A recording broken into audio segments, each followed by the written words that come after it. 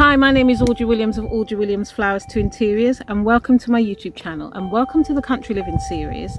And today I want to talk to you about myth busting, and there's 5 myths that I would like to bust because a few weeks ago I did a health fest and I had a stall with my sister who's Curly Sue. I'll leave her link below, and hers is all about vegan food and recipes. And we were promoting our YouTube channels at the Health Fest at Stanborough Park in Watford, and a lot of people who came over to me and was interested in moving to the countryside in the UK, there were some ideas and myths that they had and thought about before moving to the countryside that was probably holding them back. So that's really what I want to talk to you about today.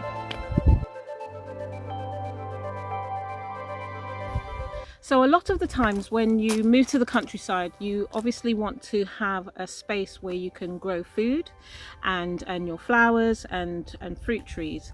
And quite often people think that you have to have, particularly in the UK, we're a small island, that you have to have loads and loads of land to grow food and to grow whatever it is that you want to grow.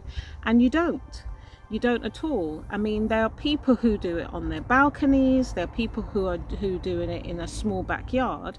So when moving to the countryside, you don't really need to get any acres and acres of land in order to grow food. We're on approximately 1/3 of an acre, and it's only one small section that we have that we grow food, and another section that we grow flowers. And the amount of food that we grow is abundant. We're always giving it away and sharing it with others, so you don't need loads and loads of land. And the other thing is, if you have loads and loads of land, you have to maintain it, and it can be overwhelming, particularly if you've moved from a traditional city property where you might have a smaller garden, and then all of a sudden you've got like acres and acres to look after, and it takes an awful lot of time.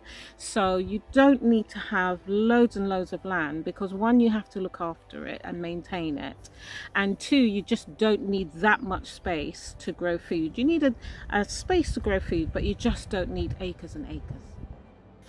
Another myth that I kind of want to bust is a lot of the people that I spoke to at the fair were people who either lived in London or lived just outside of London, and they thought that the properties, a country living property, a property in the countryside, was really, really expensive and very, very prohibitive.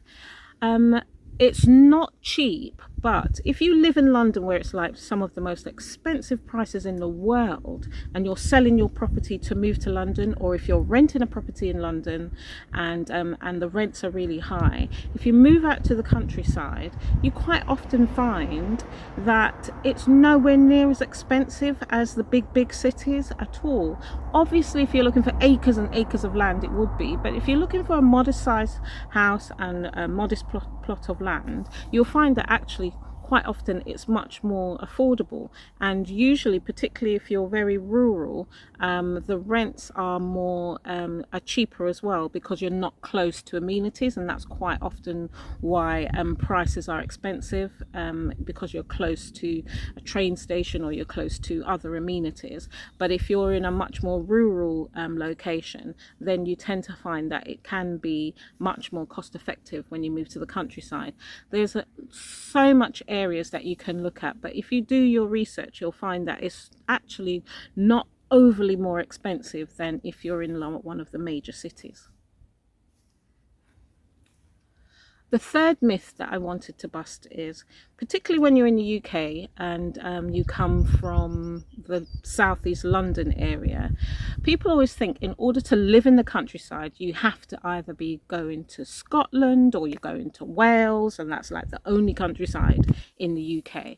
If you take an aerial view of England on the UK, and you look down, you can see where the cities are, and it's surrounded by loads and loads of countryside. So I live in the Essex countryside, and I'm not near any neighbours, I'm not near any shops. It's pretty rural where I am. So there's lots of countryside that you can look at throughout the UK. You've got Yorkshire, you've got Lincolnshire. I mean, there's just loads of countryside everywhere. So you don't have to think only of Wales or Scotland as being countryside living. Definitely not. There's a lot more countryside out there that you can have a look at. You just need to have a look and do your research.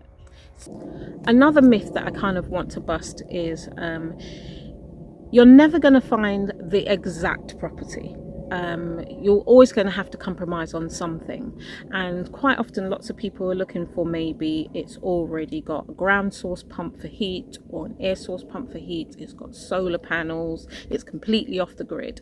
And there's very few properties in the UK that are completely off the grid. Now, I would suggest, in my opinion, that you find a property that suits your needs, and then you make it off-grid. You add your solar panels, you put your ground source heating or your air source pump in, and you do it retrospectively. Otherwise, you could be looking forever, and then maybe some of those properties, and I've even had a look at them where they're pretty much off-grid, much more expensive. So yeah, just, you can't find everything that you want, just like anything in life, and there's always a compromise. But if it's just the fact that it's off grid that you're looking for, then you could be looking for a long time. And it's not that there's not properties out there, but it could be prohibitive.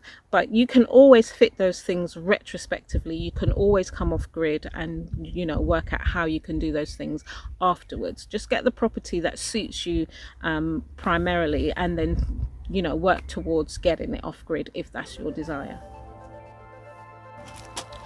One of the other things that people spoke about was saying how it's much colder in the countryside. Now, admittedly, it's a couple of degrees cooler or colder in rural areas. But as a lady once said to me, you dress accordingly.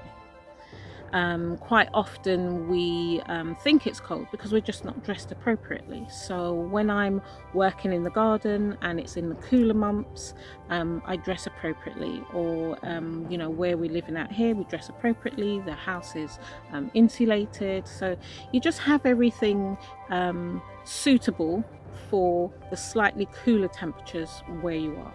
And yes, it is a bit cooler, but you just work appropriately to make your house warmer and dress appropriately to make your body warmer, and it's as simple as that.